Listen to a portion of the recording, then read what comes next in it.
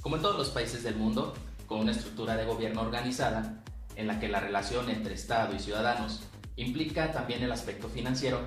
en México es obligatorio pagar contribuciones, de acuerdo a nuestra Carta Magna y a las leyes relativas.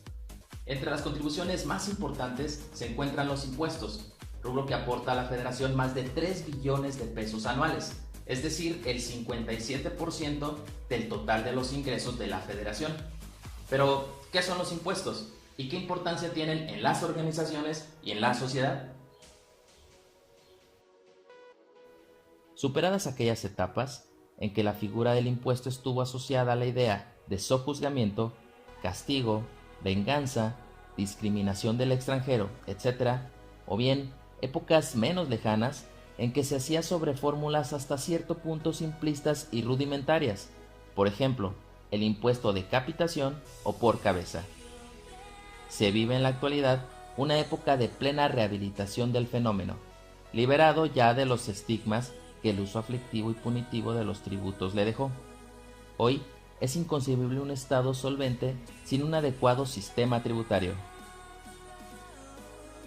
Donato Giuliani define al impuesto como una prestación pecuniaria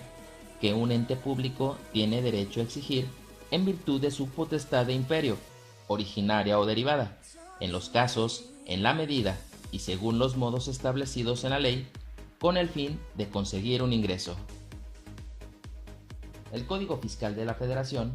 define al impuesto como las contribuciones establecidas en ley que deben pagar las personas físicas y morales que se encuentren en las situaciones jurídicas o de hecho previstas por la misma. La existencia de los impuestos dentro de una economía se explica y justifica a la vez a partir de la existencia de una doble necesidad. Por una parte, la sentida por la sociedad a que se le garantice la satisfacción de una amplia gama de carencias, tales como servicios sanitarios, seguridad pública, justicia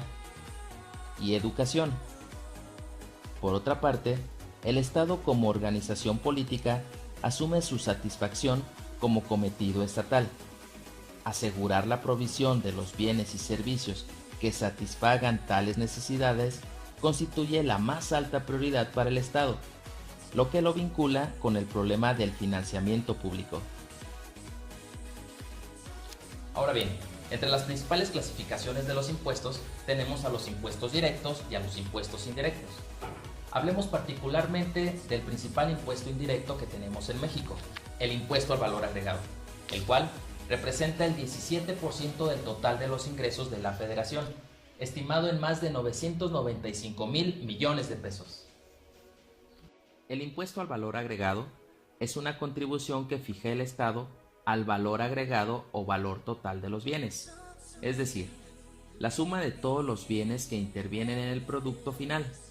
Es el valor neto que se añade a los materiales que emplea con la suma de todos estos valores, en las diferentes etapas de producción o distribución hasta el consumo final, por lo que es un impuesto que grava el consumo. Son tres distintas las tasas que contempla la ley del impuesto al valor agregado para su cumplimiento: la tasa del 16%, la tasa del 0% y los exentos según las actividades que se realicen. Y adicionalmente, en el Decreto de Beneficios Fiscales para la zona fronteriza norte de México, se contempla un crédito del 50% sobre la tarifa del 16% contemplada en el artículo primero de la Ley del IVA, quedando para esta región un IVA del 8%. El IVA, como el ISR, también se recauda vía retención, disposición que entró en vigor a partir de la publicación en el Diario Oficial de la Federación el 31 de diciembre de 1998, en la cual se adicionó a la Ley del IVA el artículo 1A, el cual detalla los sujetos obligados a retener y a quienes debe retener.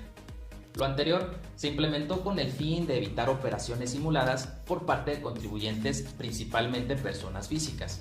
y para asegurar la recaudación del impuesto, aunque fuera de forma anticipada. Ahora hablemos un poco acerca de los saldos a favor, su devolución y su compensación. Para efectos de solicitar la devolución de saldos a favor, tenemos que atender lo dispuesto por el artículo 18 del Código Fiscal de la Federación, el cual habla de las promociones, las cuales deberán realizarse presentando mediante documento digital que contenga firma electrónica avanzada.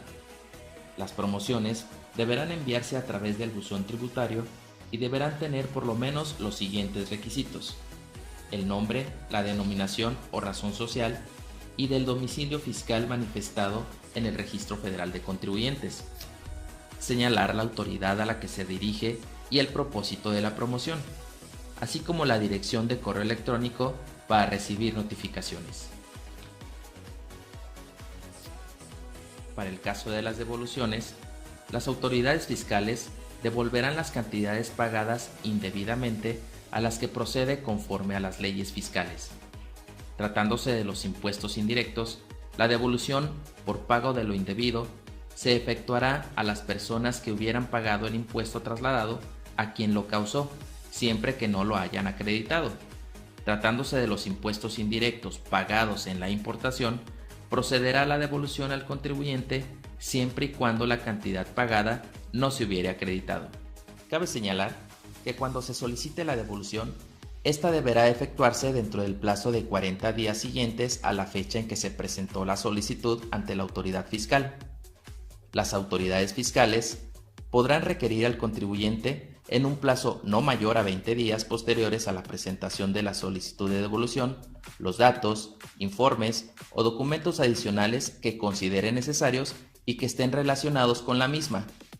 para verificar la procedencia de la devolución. Los contribuyentes obligados a pagar mediante declaración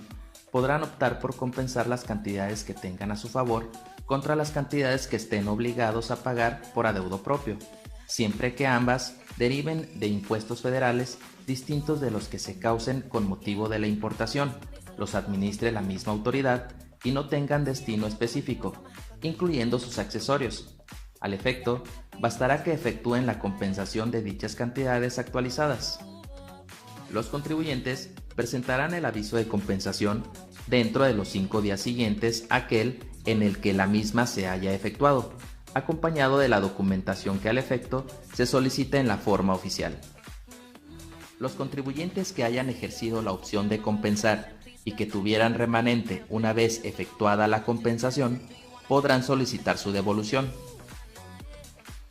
No se podrán compensar las cantidades cuya devolución se haya solicitado o cuando haya prescrito la devolución para devolverlas, ni las cantidades que hubiesen sido trasladadas de conformidad con las leyes fiscales.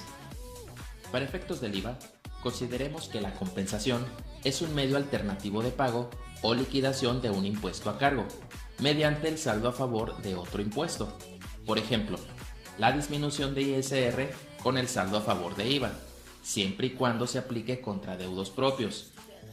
Por su parte, el acreditamiento es la forma de disminuir el impuesto que trasladamos a nuestros clientes con el que nos fue trasladado en el consumo de un bien o servicio y no se aplica contra impuestos distintos. Por último, recordemos que la autoridad, en su papel fiscalizador, crea herramientas que le permiten prevenir y controlar comportamientos por parte de los contribuyentes que van encaminados a la evasión y al incumplimiento de sus obligaciones fiscales. Tal es el caso de la Declaración Informativa de Operaciones con Terceros, mejor conocida como DIO, la cual es obligatorio presentar desde el ejercicio 2007 en los medios electrónicos que al efecto disponga la autoridad y que tiene por objeto informar a la autoridad sobre las operaciones con nuestros proveedores, tales como pagos, retenciones, acreditamientos, traslados de IVA, en un periodo determinado y de acuerdo a lo dispuesto por el artículo 32, fracción octava de la Ley del IVA, a más tardar el día 17 del mes inmediato posterior a aquel del que se trate dicha información. En conclusión, la relación entre Estado y ciudadanos es de ida y vuelta, ya que sin el cumplimiento de las obligaciones fiscales del ciudadano, el Estado estaría imposibilitado de cumplir con su cometido, pero a lo que respecta al ciudadano cumplido, este espera por parte del Estado que se le retribuya el cumplimiento de sus pagos con servicios públicos de calidad y suficientes, tema razonablemente cuestionable para quien ejerce el papel de gobernante.